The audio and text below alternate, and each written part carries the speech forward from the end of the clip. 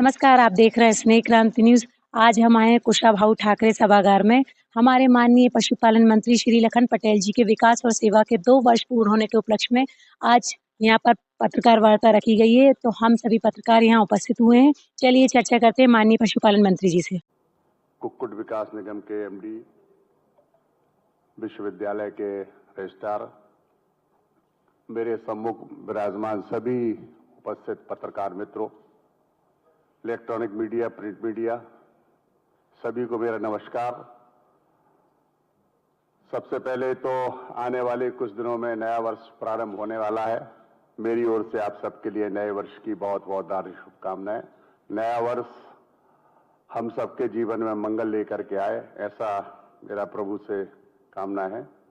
आज की इस पत्रकार वार्ता में आप सबका स्वागत भी है और पशुपालन विभाग के द्वारा जो पिछले 2 वर्षों में काम किए गए हैं, नवाचार किए गए हैं, वो मैं आपको, वैसे तो सबके पास मेरे ख्याल से फोल्डर के माध्यम से जानकारी पहुंच गई है। बहुत विस्तार से इन सब में जाने की जरूरत नहीं, लेकिन संक्षिप्त में बिंदुओं पर चर्चा करके आपको जानकारी जरूर देना चाहता हूं।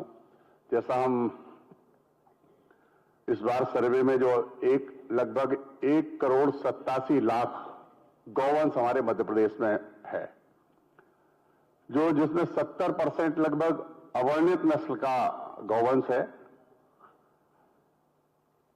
हम लोग आपको बताना चाहते हैं कि हमारा बजट पहले 2 साल पहले 22-23 तक लगभग 90 करोड़ रुपए का गौ संवर्धन के लिए उपलब्ध था, जो आज 25-26 में बढ़कर के 500 करोड़ हो गया और आने वाले वर्षों में ये लगभग 700 करोड़ के आसपास पहुंच जाएगा। हमारे यशस्वी मुख्यमंत्री जी की दूरदर्शिता और उनके एक बहुत महत्वाकांक्षी योजना, जिसमें आपने देखा होगा, सुना भी होगा माननीय मुख्यमंत्री जी के भाषण में, कामधेनु योजना, मुख्यमंत्री डॉक्टर भीमराव अंबेडकर कामधेनु योजना, जिसके बारे में कोई भी पात्र हितग्राही 1 यूनिट 25 तक और उसको 200 तक ले जा सकता है। यानी अगर हम उसकी बात करें तो एक आते हैं, खासतौर से आपने देखा होगा दयोदय संघ वाले बहुत सारी बड़ी गौशालाएं लगभग हमारे पूरे देश में 126 जगह चला रहे हैं और जो प्राइवेट चलाना चाहते हैं, देखिए उसमें हम लोग जो संचालित करने के लिए 40 रुपए देते हैं, वो ही हम लोग देते हैं।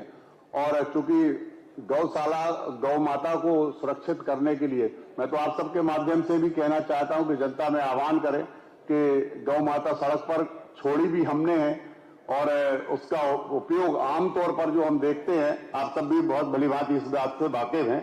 बस मंत्री जी, पशुपालक, मेरी बात पूरी हो जाए।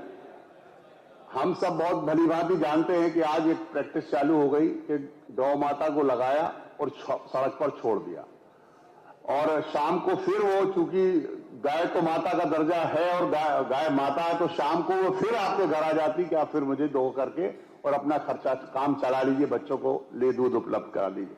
लेकिन जनता को जागरूक करने की आवश्यकता है। आप सबसे भी निवेदन करना है, तो आप भी अपील करें, हम लोग भी इस बात को कहते रहते हैं कि इसको गौ माता को व्यवस्थित आप भी करें और हम भी मिलकर कर रहे हैं। माननीय मंत्री जी, सवाल है तो आगे कृपया। माननीय मंत्री जी, तो ये थी हमारे माननीय पशुपालन मंत्री जी से चर्चा कि किस तरह निराश्रित गायों के लिए गौशालाओं का निर्माण किया जाएगा, उनके इलाज से लेकर उनकी देखरेख की जाएगी और गौशालाओं का नियंत्रण भी चिप जो तैयार की जा रही है उसके द्वारा उन गौशालाओं का नियंत्रण किया जाएगा। बने रहिए स्नेह क्रांति न्यूज़ के साथ। मैं शर्मिला जैन, धन्यवाद।